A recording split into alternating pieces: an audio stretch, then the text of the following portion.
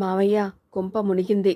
వీర్రాజుని చేరుకున్న రాజేందర్ వీధి లాంతరు సమీపంలో రహస్యంగా అన్నాడు. చచ్చింది శంకు కాదు, మనం కాపలా పెట్టిన శరభయ్య. శంకు ఏమిటి? వీర్రాజు భ్రుకుటి ముడిపడింది. అప్పటికే తాను సేకరించిన వివరాల్ని అందించాడు రాజేందర్. సరిగ్గా 10 నిమిషాల క్రితం శంకు కనిపించాడు మన వాళ్ళకి. లోపలికెళదామనుకుంటున్నాడో లేక మన ఇంటిలో నుంచి బయటికి వెళుతున్నాడో చూడగానే వెంటపడ్డారు. తప్పించుకోబోతున్న శంకుని చావగొట్టేవారే. ఇంతలో తుపాకులతో 6 వ్యక్తులు మరో పక్క నుంచి శంకుని రక్షించే ప్రయత్నం చేస్తూ కాల్చారు. శరభయ్యకి తగిలింది. ప్రాణాలు పోయాయి. ఎలా? వీర్రాజుకి తోచటం లేదు. ఇదెలా సాధ్యం? కనిపించకుండా పోయిన శంకు ఇప్పుడిక్కడికి రావడం ఏమిటి? వాడికి మద్దతుగా తుపాకులతో ఓ ముఠ అడ్డంగా ఉండడమేమిటి? వాళ్ళెవరు?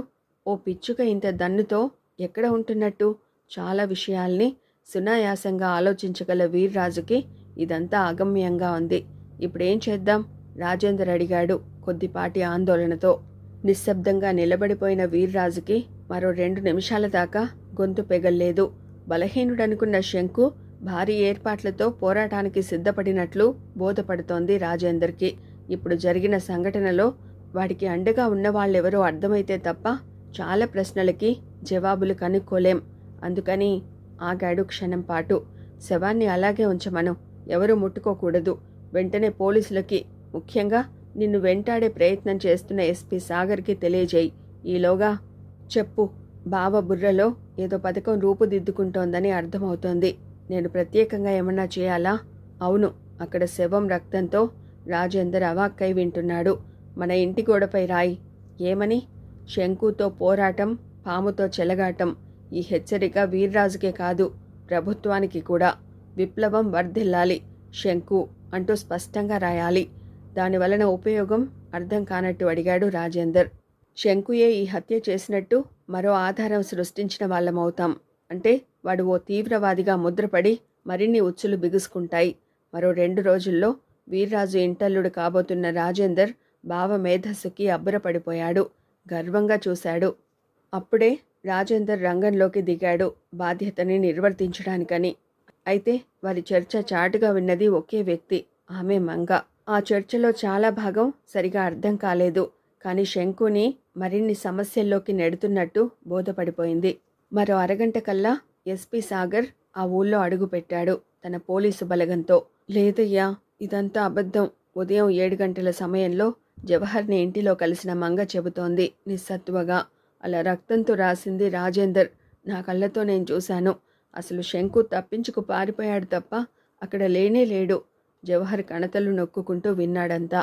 శంకుకి అలా సహకరించింది ఎవరై ఉంటారో అతడు ఊహించలేని విషయం కాదు. కన్న కొడుక్కి రక్షణ ఇవ్వాలని బహుశా బాబాగా పిలువబడే కేసరి ఆ వ్యక్తుల్ని పంపి ఉంటాడు. అక్కడ జరిగిన పోరాటంలో ఓ వ్యక్తి మరణిస్తే అది తనకు అనుకూలంగా మార్చుకున్నాడు వీర్రాజు. బాస్టర్డ్. హాల్లో పచార్లు చేస్తూ ఆలోచిస్తున్నాడు. ఆ ఊళ్ళో చాలామందికి, ముఖ్యంగా చదువుకుంటున్న విద్యార్థులకి పెద్ద దిక్కులా, స్నేహితుడిలా ఉండే జవహర్కి ఇదంతా చెప్పాలనిపించింది. తను సరాసరి పోలీసులకి చెప్పలేక మాత్రమే. ఇప్పుడు పోలీసులు ఏం చేస్తారు బాబూ? దిగులుగా అడిగింది. మొగలి రేకుల్లా, మళ్ళీ మాలికలా కనిపించే మంగ ఇప్పుడు ఈ క్షణంలో నలిగిన కలుపు మొక్కలా, నేలకి ఒదిగిన చెట్టు కొమ్మలా అనిపిస్తుంటే అదంతా శంకుపై సానుభూతి అనుకున్నాడు తప్ప అంతకు మించి కారణం ఊహించలేకపోయాడు. సాలోచనగా చూస్తూ అన్నాడు. శంకుని రక్షించాలని నీలాగే చాలామంది తప్పించిపోతున్నారు మంగా, కానీ మార్గం తోచడం లేదు. ఇప్పుడీ సంఘటనతో శంకు మరిన్ని సమస్యల్లో చిక్కుకుపోయాడు. శంకు తప్పు చేయలేదయ్యా, రెట్టించింది బాధపడుతూ. అది నీకు నాకు తెలుసు. కానీ తన నిర్దోషిత్వాన్ని నిరూపించుకోలేని స్థితిలో అజ్ఞాతంగా ఉన్న శంకు ఎలా తనను తాను కాపాడుకోగలడు? అయితే ఆందోళనగా అడిగింది. సావేరి పెళ్ళి రాజేందర్తో జరిగిపోవాల్సిందేనా బాబూ? అలా అయితే ఆ పసికందులిద్దరూ ఏమైపోతారు? అన్ని మార్గాలు మూసుకుపోతున్నాయి మంగా. ఈ పెళ్ళి ఆగడం సాధ్యం కాదేమో. రజని అనే అమ్మాయిని ఆయన చంపేశాడుగా, కానీ ఆధారాలు లేకుండా చేశాడు. అంతకు మించి అరెస్ట్ కాకుండా యాంటిసిపేటరీ బెయిల్ తీసుకున్నాడు. పెళ్లి దగ్గర పడిపోతోంది, కలలోలా అంది. మరి రాజేందర్ని పోలీసులు పట్టుకుని లోపల పడేస్తే ఆగిపోతుందిగా. అనాలోచితంగానైనా ఓ ఆలోచన స్ఫురింపజేయడంతో ముందు నిశ్చేష్టుడయ్యాడు. నిజమే, కానీ ఎలా? అన్యమనస్కంగా అన్నాడు. రాజేందర్ని పోలీసులు పట్టుకోవాలి అంటే రజని హత్యా నేరంతో ఇప్పుడది సాధ్యం కాదు కాబట్టి మరేదన్నా నేరం చేసినట్టు రుజువు కావాలి. అలా అయితే ఏదో చెప్పబోయి ఆగిపోయింది. ఏం చెప్పబోయింది జవహర్కి అర్థం కాలేదు. కానీ వేగంగా వెళ్ళిపోతోంది. ఉదయం 9 గంటల సమయంలో మరో 2 రోజుల్లో కాబోతున్న సావేరి రాజేందర్ పెళ్లి ఆగిపోవడానికి ఓ పథకం కోసం మాత్రమే ఆలోచించడం లేదు. ఇంత త్వరలో శంకు ఇలా సాహసం చేసి సావేరిని చేరుకోవడం గురించి అప్రతిభుడవుతున్నాడు. ప్రేమనే శక్తిని నిక్షిప్తం చేసుకున్న ఓ అణువు విస్ఫోటనం చెందే స్థాయిని క్రమంగా చేరుకుంటుందా? ఆశ్చర్యం లేదు. అది చరిత్ర చెప్పిన సత్యమే. I know it mister Jawahar, ఓ విశ్లేషణలా అన్నాడు ఎస్పీ సాగర్. ఒకవేళ శంకుయే హత్య చేసినా అలా హెచ్చరికగా గోడ మీద రాయడానికి అతడేం హార్డ్ కోర్ క్రిమినల్ కాదు. కానీ మా డిపార్ట్మెంట్ ముందుకు సాగేది కనిపించే ఆధారాన్ని బట్టి మాత్రమే.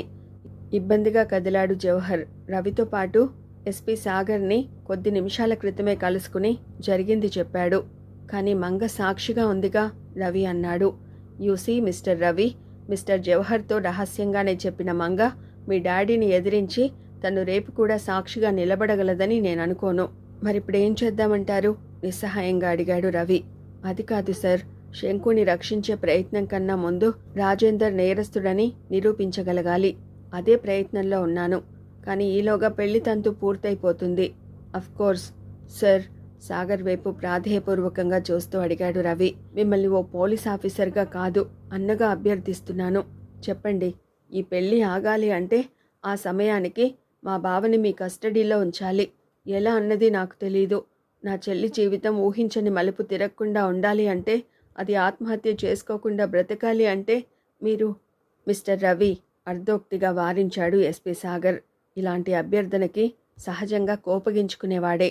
కానీ చెల్లిని అమితంగా ప్రేమించే అన్నగా, తండ్రి దుర్మార్గాన్ని ఆపలేని కొడుకుగా నలిగిపోతున్న రవి ప్రస్తుత మానసిక స్థితి ఏమిటో అర్థమవుతూనే ఉంది. చాలా నిజాయితీ గల ఐపీఎస్ ఆఫీసర్ అయినా అతడు ఇలాంటి సెంటిమెంట్స్కి అతీతుడేం కాదు. మీ బాధని నేను అర్థం చేసుకోగలను. కానీ ఈ స్థానంలో నిలబడి చట్టాన్ని అతిక్రమించి నేను నేరం చేయలేను. పైగా మీ నాన్నగారి పలుకుబడి సంగతి మీకు తెలియనిది కాదు. మీరే తలుచుకున్న నాడు మీ ప్రభుత్వాన్ని ఆపగలిగే శక్తి మా డాడీ పరపతికుందని నేను అనుకోను. You are mistaken. చాలాసేపు తటపటాయించి అయిష్టంగానైనా చెప్పాడు. ఒక పెద్ద వ్యవస్థలో నేను ఓ భాగస్వామినే తప్ప నేనే వ్యవస్థని కాను. కాబట్టే శంకు విషయంలో మిమ్మల్ని మించి నలిగిపోతున్నాను. యునో, శంకు మామూలు నేరస్తుడే అయినా ఈరోజు జరిగిన సంఘటనతో చాలా పెద్ద పరీక్షని ఎదుర్కోబోతున్నాడు. హఠాత్తుగా అక్కడ నిశ్శబ్దం చోటు చేసుకుంది. అంటే గొనుగుతున్నట్టుగా అన్నాడు. ఒక ఉగ్రవాదిగా రికార్డ్స్లోకి నెట్టబడుతున్నాడు. నో, రవి ఉద్విగ్నంగా అన్నాడు. మీకు తెలుసు, కానీ మీకు తెలియనిది మరోటుంది. యునో, నేను చెప్పకూడనిది అయినా శంకుని త్వరలో ఆ జాబితాలోనే డిక్లేర్ చేసి తీరాలి. It's instruction. జవహర్ బాధగా తల వంచుకున్నాడు.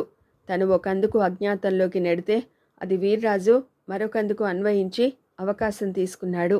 సార్, జవహర్ నెమ్మదిగా అన్నాడు. శంకు బ్రతుక్కి సంబంధించిన కాన్సిక్వెన్సెస్ అటుంచితే ఇప్పుడు అర్జెంటుగా సావేరి రాజేందర్ల పెళ్లి జరగకుండా ఆపాలి. కానీ ఎలా? తను నిస్సహాయుడిలా అన్నాడు. ఒక మైనర్ బాలికను తీసుకెళితే అది కిడ్నాప్గా వ్యవహరించేటప్పుడు మైనర్ బాలికని బలవంతంగా ఇష్టం లేని పెళ్లికి సిద్ధం చేయడం నేరం కాదా? స్పెండెడ్ మిస్టర్ జవహర్, రియాక్ట్ అయ్యాడు ఎస్పీ సాగర్. సరైన అదనులో మంచి క్లూ ఇచ్చారు. It's true. నిజానికి చాలామంది ఆచరించని విషయమైన మైనర్ బాలిక పెళ్లికి అనర్హురాలు. రవి కళ్ళల్లో సన్నని మెరుపు. హిందూ మ్యారేజ్ యాక్ట్ సెక్షన్ 5 ప్రకారం a marriage may be solemnized between any two Hindus only provided the bridegroom has completed the age of 21 years and the bride the age of 18 years. కానీ మా చెల్లి ఇంకా మైనర్. వెంటనే అన్నాడు రవి. ఈ పెళ్లి తాత్కాలికంగా ఆగాలి అంటే ఈ మాత్రం చాలు. తాత్కాలికంగా అంటే? జవహర్ జోక్యం చేసుకున్నాడు. నెట్టూర్చుతూ అన్నాడు సాగర్. ఇది సాంఘిక నిబద్ధతకి సంబంధించిన విషయం మిస్టర్ జవహర్. ఈ సెక్షన్ ప్రకారం శిక్షల్ని అమలు జరపడం ప్రారంభిస్తే ఈ దేశంలో ప్రతి ఆడపిల్ల తండ్రి నేరస్తుడే అవుతాడు.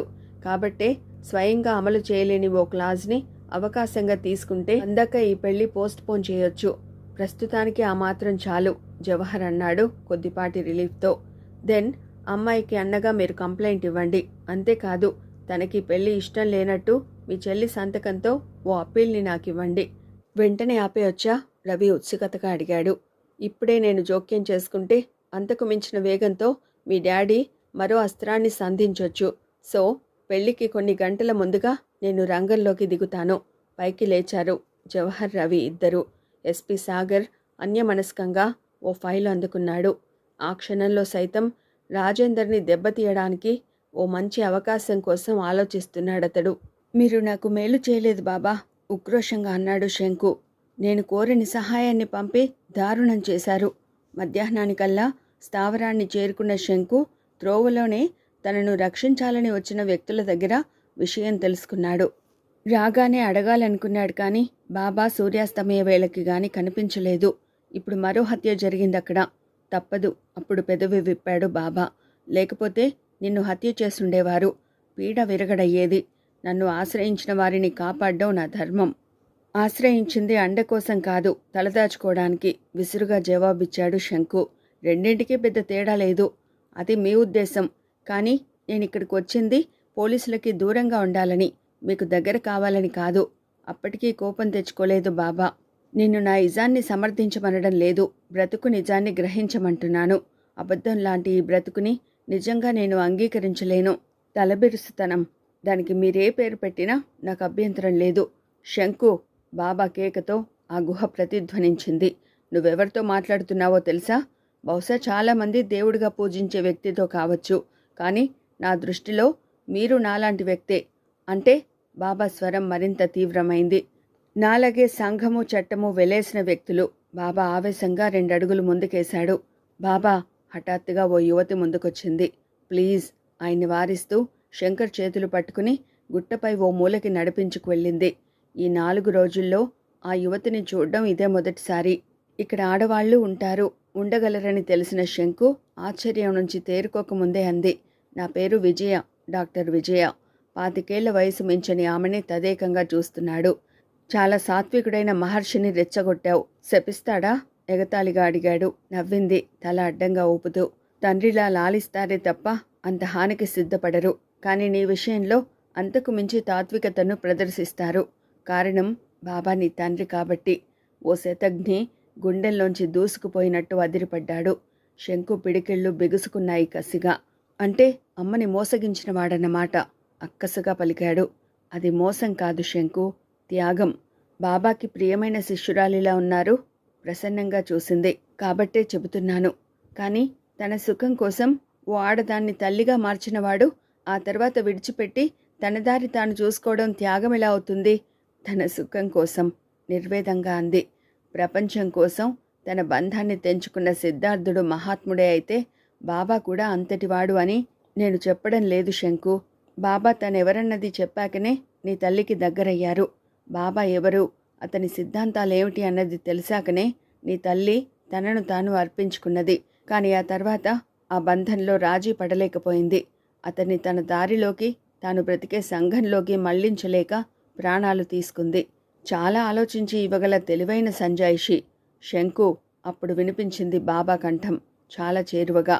నన్ను ద్వేషించు, అభ్యంతరం లేదు. కానీ నా నిజాయితీని శంకించకు. నీకు ప్రేమే జీవితం, కానీ నా జీవితంలో ప్రేమ ఓ భాగం మాత్రమే. కాబట్టి నీ దృష్టిలో నేను అల్పుడిని. ఆవేశంగా గొంతెత్తి అరవబోయిన శంకు ఏ శక్తో ఆపినట్టు టక్కున ఆగిపోయాడు. బాబా కళ్ళల్లోని కాంతి, అతడి ముఖంలోని రూపత్వం లాంటి వెలుగు శంకర్ని నిర్వీర్యం చేసినట్టు చూస్తూ ఉండిపోయాడు. మునిమాపు వేళ. హఠాత్తుగా భవంతిలో అడుగుపెట్టిన ఎస్పీ సాగర్ని చూసి అదిరిపడ్డాడు వీర్రాజు. అప్పటికే సాగర్ గురించి క్షుణ్ణంగా తెలిసిన వీర్రాజు అతడి ప్రతి కదలికని ప్రమాదకరంగా భావించడంతో కంగారు లాంటిది అనిపించినా తన మొహంలోని భావాలు కనపడకుండా అన్నాడు. రండి, ఈ వేళలో ఇలా రావడం ఆశ్చర్యంగా ఉంది. డ్యూటీ విషయంలో వేళని, వ్యక్తుల్ని, ప్రదేశాల్ని ఆలోచించే అలవాటు లేనివాడిని. అవును, చాలా నిజాయితీగల పోలీస్ ఆఫీసర్గా మీకు మంచి పేరుంది. చెప్పండి, వచ్చిన పనేమిటి? రాజేందర్ కావాలి. అప్పటికే గది నుంచి బయటికి వచ్చిన రాజేందర్ ఆందోళనగా 2 అడుగులు వెనక్కి వేస్తుంటే, మీకోసమే వచ్చాను అన్నాడు మృదువుగా. నా కోసమా? ఎస్, మిమ్మల్ని అరెస్ట్ చేయాలని. యాంటిసిపేటరీ బెయిల్ చూపించానుగా. అది రజని హత్య విషయంలో. మరి ఇప్పుడేమిటి? రేప్, ఓ అమ్మాయిపై అత్యాచారం చేసిన అభియోగంపై. అత్యాచారమా? వీర్రాజు నిశ్చేష్టుడవుతూ అడిగాడు. ఎస్, వైద్య పరీక్ష లాంటి అన్ని కార్యక్రమాలు పూర్తి చేసుకుని మరీ వచ్చాను. Now difficult to escape. ఎవరి మీద అఘాయిత్యం చేసింది? మీ పని మనిషి మంగపై. అంతే. పక్కలో బాంబు పడ్డట్టు అదిరిపోయాడు రాజేందర్. ఓ ఆడపిల్ల తండ్రిగా తన స్వాతిశేయం కోసం కాబోయే అల్లుడిలో ఏ వ్యవహారాన్నైనా హర్షించే ఓ గొప్పింటి వ్యక్తిగా మీకిది అభ్యంతరం కాకపోవచ్చు, క్షమించనవచ్చు. కానీ చట్టం నిశ్శబ్దంగా ఊరుకోదు. వీర్రాజు అవాక్కై చూస్తుండగానే రాజేందర్ని తీసుకుపోయాడు ఎస్పీ సాగర్. అప్పటికే ఆ హాల్లోకి వచ్చిన రాధమ్మ పోలీసులతో వెళుతున్న తమ్ముణ్ణి చూసి ఆందోళన పడలేదు. ప్రశాంతంగా నవ్వుతోంది భర్తను చూస్తూ. ఆ నవ్వులో ఎగతాళి లాంటిది కనిపించడంతో మండిపోయింది వీర్రాజుకి. ఒసేయ్, వాడు నా మేనల్లుడు, నా తమ్ముడు కూడా. వాడు నేరస్తుడైనా నేను రక్షించుకోగలను. అసహ్యంగా చూసింది. మాటలు దొరకడం లేదు. దేనికి? మీ మనస్తత్వాన్ని తెలియజెప్పడానికి. రాధా నిప్పులపై నిలబడినట్లు రోషంగా అన్నాడు. ఈ విధంగానైనా పెళ్ళి ఆగిపోతుందనుకుంటున్నావేమో. రోజులు లేకపోయినా గంటల వ్యవధి ఉంది. అది చాలు రాజేందర్ని బయటికి రప్పించుకోవడానికి. అవును, సరిగ్గా 32 గంటలు గడువుందనుకుంటాను. అది రాజేందర్కే పెళ్ళాం అవుతుంది. చెప్పు నీ కూతురికి. నా కూతురా? నొసలు చిట్లించింది అవహేళనగా. నాకు కూతురే అయితే నా మాట వినేది. నిజంగా సావేరికి మీరే తండ్రి అయ్యుంటే మీరు నాలాగే ఆలోచించేవారు. ఆమె చెంప చెల్లుమంది. అలాంటి వాక్యం ఒకటి బరి తెగించి ప్రయోగించగలదని ఊహించలేని వీర్రాజు వెంటనే రంగంలోకి దిగాడు. మమ్మీ, తల్లిని చుట్టేసింది సావేరి. దేవుడు నా మొర వింటున్నాడేమో సావేరి. చూడు, పరిస్థితులు అన్నీ మనకి అనుకూలంగా మారుతున్నాయి కదూ. సరిగ్గా అదే సమయానికి రాజేందర్ అరెస్ట్ వార్త ఊరిని దాటి అనకాపల్లి, అక్కడి నుంచి స్టూడెంట్స్ని చేరి సంచలనాత్మకంగా చర్చనీయాంశమైపోయింది. ఓ అమాయకురాలిలా కనిపించిన మంగ బలమైన కోట బురుజుని కూల్చే ప్రయత్నం చేయగలిగినందుకు జవహర్, రవి ఇద్దరూ ఇదో సంతృప్తికరమైన మలుపుగా ఆలోచిస్తున్న తరుణంలో అనకాపల్లిలోని ఓ ప్రముఖ క్రిమినల్ లాయర్ వీర్రాజుని ఓదార్చుతున్నాడు. మీరేం కంగారు పడనక్కర్లేదు వీర్రాజు గారు. ఈ సెటప్ నాకు వదిలేయండి. మీ మేనల్లుడు అన్నాక రక్షించడం నా ధర్మం. వయసు అన్నాక ఉద్రేకం ఉన్నాక మానభంగం తప్పదు. వదిలేయండి. రేపు కోర్టు తెరిచిన అరగంట కల్లా మీ వాణ్ణి నేను బెయిల్ మీద విడుదల చేయించేస్తాను. అయితే ఈలోగా మీరొకటి చేయాలి. ఏమిటది? ఏమన్నారు? మీ అబ్బాయి మీకు ప్రత్యర్థిగా మారి అటు సహకరిస్తూ మీ కాబోయే అల్లుడిని లోపలేయించాలని ఇదంతా చేశాడని కదూ. నేనేమనలేదే. అనండి, అలాగే అనుకోండి. కరెన్సీ కట్టని పట్టుకుని కడు రమ్యంగా తన తెలివిని కక్కుతున్నాడు క్రిమినల్ లాయర్. అంచేత అలా అనుకున్న మీరు అర్జెంటుగా ఆ మంగనే గుంటని పట్టుకుని గుట్టుగా నచ్చ చెప్పండి. ఏమని? కోరి పడుకున్నాను తప్ప మీ వాడు రేప్ చేయలేదని, పనయ్యాక పైసలు ఇచ్చాడని, ఆ ముఠా వాళ్ళే తనను బెదిరించి ఇలా కంప్లైంట్ ఇమ్మన్నారని గట్రా. అంతే. మహా అయితే ఇదో సింపుల్ బ్రోతల్ కేసులా తుస్సుమంటుంది. ఆనక మీవాడు ఓ నేరస్తుడిగా కాక మంచి శృంగార పురుషుడిగా ఎస్టాబ్లిష్ అయిపోతాడు. పైకి లేచాడు వీర్రాజు. మనసు తేలిక పడిపోయింది. డబ్బెంత ఖర్చైనా పర్వాలేదు లాయర్ గారు. రజని హత్య విషయంలో మీరెంత సహకరించారు. ఇది అలానే జరిగిపోవాలి. రేపు మధ్యాహ్నానికల్లా వాడు ఇంటికి రావాలి. వదిలేయండి, ఆ విషయం నాకు వదిలేయండి, గట్టిగా హామీ ఇచ్చాడు. అపరాత్రి గడిచిన సూచనగా అరణ్యంలో కీచురాళ్ల వృధా. మబ్బులు పరిచిన మంచంపై వెన్నెలని నిమురుతూ సేద తీర్చుకుంటున్నంత ప్రశాంతత గుహలో. శంకుకి నిద్ర రావడం లేదు. మనసంతా ఆందోళనగా ఉంది. సావేరి మాత్రమే కాదు, ఎందుకో అమ్మ కూడా పదే పదే గుర్తుకొస్తోంది. కోరుకున్న మనిషి కోసం బహుశా అమ్మ కూడా తనలాగే నలిగిపోయి ఉంటుంది. తనలాగే ఎన్నో నిశ్శబ్దపు చీకటి రాత్రులు ఇలా కుమిలిపోతూ గడిపేసి ఉంటుంది. అమ్మని నిజంగా తను ద్వేషించాడా? ఇదేమిటి, అమ్మ జీవితం అలా ముగిసిపోవడానికి కారణమైన బాబాని ద్వేషించలేకపోతున్నాడేం? 2 సమాంతర రేఖల్లాంటి వ్యక్తులు కలుసుకుని తనకు జన్మనిచ్చారే తప్ప ఏం సుఖపడ్డారని?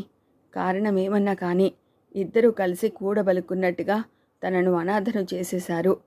నన్ను ద్వేషించు, కానీ నా ప్రేమలో నిజాయితీని మాత్రం శంకించకు. చెప్పాల్సిన అగత్యం లేకపోయినా నాన్న ఓ అభ్యర్థనలా అన్నాడు అంటే తను నిర్దోషిని అని నిరూపించుకోవడానికి చేసిన ప్రయత్నమే కదూ. ఎవరి ముందు తల వంచని బాబా తన ముందు అనువంతైనా తగ్గి అలా మాట్లాడగలిగాడు అంటే ఏ సిద్ధాంతాల సంకెళ్లలో తాను నిలబడినా ఇంకా తనను ప్రేమిస్తున్నాడనే అర్థం. ఎందుకిలా జరిగిందమ్మా? ఎందుకు నాకు ఈ జన్మనిచ్చావు? మీది ప్రేమ అయితే మీతోనే అది సమసిపోకుండా నాకిలా బ్రతుకునిచ్చి మీలో ఏ ఒక్కరి ప్రేమకి నోచుకొని శాపగ్రస్తుడినై బ్రతకమని నన్నెందుకు శాసించారు? అమ్మా, అసలు జ్ఞానం తెలియని రోజుల్లో నిన్ను నాన్నని ద్వేషించినా ఇప్పుడు సరిగ్గా మీ వారసత్వంతో ఇలా నష్టపోయిన నేను నా ప్రేమను ఎలా నిలుపుకోవాలో తెలియక నలిగిపోతున్నానే. ఏం చేయను? సావేరిని ఎలా దక్కించుకోను? నెమ్మదిగా తల తిప్పి చూశాడు. హరికేన్ లాంతర్ వెలుగులో ఓ మూల ఒత్తిగిలి పడుకుని ఉన్నాడు బాబా. ఏ రోజు నేల కూలుతుందో తెలియని జీవితం. ఎవరు హర్షించకపోయినా ఏ ఆదర్శం కోసమో జీవితాన్ని దుర్గమారణ్యాలకు అంకితం చేసుకుని బ్రతుకుతున్న వ్యక్తి. ఆవేశాన్ని ఆవాహన చేసుకుని అదే మార్గంలో శేష జీవితాన్ని గడిపేయాలనుకున్నవాడు. మనసే ద్రవించిందో, ప్రేమరాహిత్యంలో బ్రతికే ఆ వ్యక్తిపై జాలి లాంటిదేదో కలిగిందో నెమ్మదిగా బాబాని సమీపించాడు. మొహంలో ప్రసన్నత చెరగకపోయినా నుదుటి ముడతలపై అస్పష్టంగా కనిపిస్తున్న అశాంతి. ఒకవేళ తన తండ్రి స్థానంలో ఉన్న ఆ వ్యక్తి ఇలా కాక అందరూ తండ్రుల్లాగే ఉంటే తనను గుండెలకు కౌగిలించుకొని ఇలా అడవుల్లో కాక ఎక్కడో ఆ ప్రపంచం మధ్య నిద్రపోతూ ఉండేవాడు. అలా అయితే బహుశా అమ్మ బ్రతికే ఉండేదేమో. కళ్ళల్లో నీళ్లు సుడులు తిరుగుతున్నాయి. నెమ్మదిగా, చాలా నెమ్మదిగా బాబా చేతిని తాకాడు. ఒళ్ళు జలధరించింది. ఇదే తను చివరిసారి స్పృశించడం అన్నట్టు అరచేతిని అందుకున్నాడు. బాబాకి నిద్రాభంగం కాకూడదన్నంత నిశ్శబ్దంగా ఊపిరి బిగబట్టి తల వంచి పెదవులతో వేళ్లను ముద్దు పెట్టుకున్నాడు. వెళుతున్నాను బాబా, మనసులోనే గొనుక్కుంటున్నాడు. నాకు అర్థం కాని మీ ప్రపంచంలో నుంచి, మీ దుర్గమారణ్యపు ఆదర్శాల సరిహద్దుల నుంచి నా సామ్రాజ్యంలోకి వెళ్ళిపోతున్నాను. మీరు ఆశ్రయం ఇచ్చినా కొడిగట్టిపోతున్న నా ఆశయం బ్రతకాలని ఆఖరి అంకానికి సిద్ధపడి మళ్ళీ ఇటు రానని మాటిస్తూ వెళ్ళిపోతున్నాను. చివరి వీడ్కోలులా అనుకున్న శంకు నెమ్మదిగా గృహ ముఖద్వారాన్ని దాటి బయటికి నడవబోతుంటే ఓ చేయి అతన్ని ఆపింది వారింపులా. ఎదురుగా డాక్టర్ విజయ. వెళ్ళకు శంకు, కొన్నాళ్ల పాటు ఇక్కడే ఉండు. తప్పదు విజయ, వ్యవధి లేదు. మరో రోజులో సావేరి పెళ్లి జరగబోతోందని చెప్పలేదు. మీ నాన్నగారితో చెప్పావా? లేదు. ఆయనంటే ద్వేషంగా ఉందా? తల అడ్డంగా ఊపాడు. మరి చెప్పాలని ఎందుకు ప్రయత్నించలేదు? జవాబు చెప్పలేకపోయాడు. పిచ్చి శంకు, చేతిని స్పృశించి ముద్దు పెట్టుకున్న వాడివి పెదవి విప్పి ప్రేమగా అనుమతి అడగొచ్చుగా. చేతిని తాకింది. సందిగ్ధంగా ఆగిపోయాడు.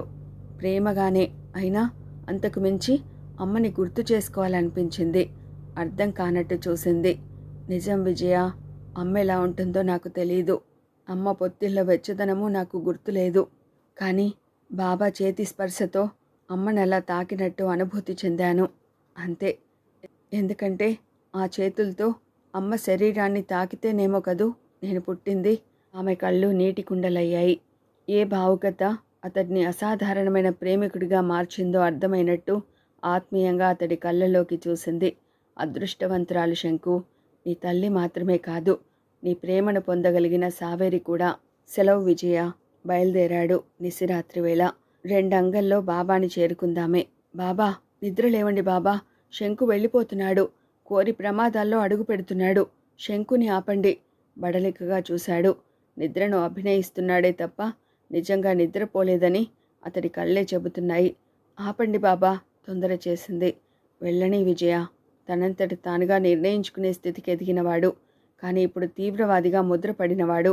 కాబట్టే మన నీడన వాడుండకూడదంటున్నది. బాబా, విజయ తనకు తానుగా తిరిగి వస్తే నాకు అభ్యంతరం లేదు. కానీ ఇప్పుడు నేను ఆపలేనమ్మా. ఎందుకని? క్షణం నిశ్శబ్దం. తల్లిని మించిన లాలిత్యం గల వీడి మూలంగా నేను బలహీనున్నైపోతున్నాను కాబట్టి. ఉలికిపాటుగా చూసింది. కానీ అప్పటికే వెల్లకిలా పడుకుని మోచేతిని కళ్ళపై ఉంచుకున్నాడు, మొహంలో భావాలు కనిపించకుండా. నేను చెప్పినట్టు చేయాలి మంగా, లేకపోతే నేను క్షమించను, చీరేస్తాను. అంతేకాదు, ఆ తర్వాత నిన్ను నడిబజార్లో నిలబెడతాను. ఎప్పుడో కాదు, రేపే, హుంకరించాడు వీర్రాజు. అర్ధరాత్రనిగా వచ్చిన వీర్రాజు మంగని ఒప్పించలేకపోతున్నాడు. అది కాదు అతన్ని మరింత రెచ్చగొట్టింది.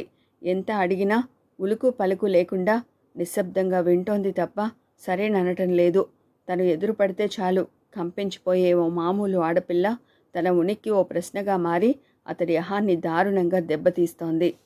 మంగా ఇక నిభాయించుకోలేనట్టు ఆమె జుట్టు పట్టుకున్నాడు. మాట్లాడవే, చూస్తోంది విరాగినిలా. గట్టిగా విదిలించాడు. ఆ క్షణంలోనే నేలకేసి రాసేయాలన్నంత కోపం వస్తుంటే, అమ్మ దొంగ మహా, నువ్వింత బరితెగించిందాను అనుకోలేదు అనుకున్నాడు. రేయ్ నర్సిగా, ఓ మూల నిలబడ్డా మంగ తాగుబోతు తండ్రిని పిలిచాడు. నీ కూతురు చెడిపోయిందిరా నా కొడకా. పెళ్ళిడికొచ్చిన దాన్ని ఎవడికో కట్టబెట్టకుండా వదిలిపెట్టేసరికి ఇది చెడ తిరగడం అలవాటు పడి ఆఖరికి నా అల్లుడికి తగులుకుంది. ఇప్పుడు వాడి మీద నేరం మోపిందిరా. ఇది రేపు తెల్లవారేసరికల్లా పోలీసుల దగ్గరికి వెళ్ళి నా కొడుకు రవి బలవంతంగా అలా చెప్పించాడని చెప్పకపోతే రేపే నలుగురి మధ్య దీని సంగతి తేల్చుతాను. ఒప్పించు. లేదు అంటే నీ కళ్ళ ముందే దాన్ని నరికి పోగులేస్తాను వెళ్ళాడు హుంకరిస్తూ. వెళుతూ కూడా నర్సయ్య చేతిలో కొన్ని కరెన్సీ నోట్లు ఉంచడం మర్చిపోలేదు. ఎందుకే, తాగిన మైకంలో నచ్చ చెబుతున్నాడు కూతురికి. పెద్దోళ్లతో మనకి గొడవెందుకే, అలాంటోళ్లతో పెట్టుకుంటే ఈ ఊళ్ళో మనకి మంచినీళ్లు పుడతాయటే. నా మాటినే. మనస్ఫూర్తిగా కాకపోయినా జేబులోని కరెన్సీపై కృతజ్ఞతతో చాలా చెప్పాడు. అన్నీ వింది మంగ. కానీ ఒక్కదానికి జవాబు చెప్పలేదు. ఎందుకో మాట్లాడాలనిపించడం లేదు. పూర్వం ఏదో సుఖాన్ని బావుకున్నట్టు, రేపేదో నష్టపోతున్నట్టు అనుకోవడం లేదు. చాలా మామూలు నేలబారు జీవితం తనది. అయితేనేం అనుకోకుండా మంచి నిర్ణయమే తీసుకుంది. పాదాల కింద నలిగే పాము లాంటి తను ఇప్పుడు బుస్సకొట్టిన త్రాచు లాంటిదైపోయింది. ఊళ్ళో చాలామంది అదోలా చూస్తున్నారు. కొందరు ముక్కున వేలేసుకోవడమో బుగ్గలు నొక్కుకోవడమో గమనించింది. జరిగితే మాత్రం ఇలాంటి పిచ్చి పని ఎందుకు చేశావు అంటూ లక్ష్మమ్మ ఏడ్చింది వచ్చి. ఉన్నవాళ్లే ఎలా ఎదుర్కోగలవని. ఆ పిచ్చిదానికేం తెలుసు ఇదంతా శంకు కోసం తాను చేసినట్టు. నిజానికి తనకు మరో రోజు ఉండకపోవచ్చు. కానీ శంకు సావేరి మాత్రం తాను చేసిన పనులు మరచిపోలేరు. అదే కదూ తను కోరుకున్నది.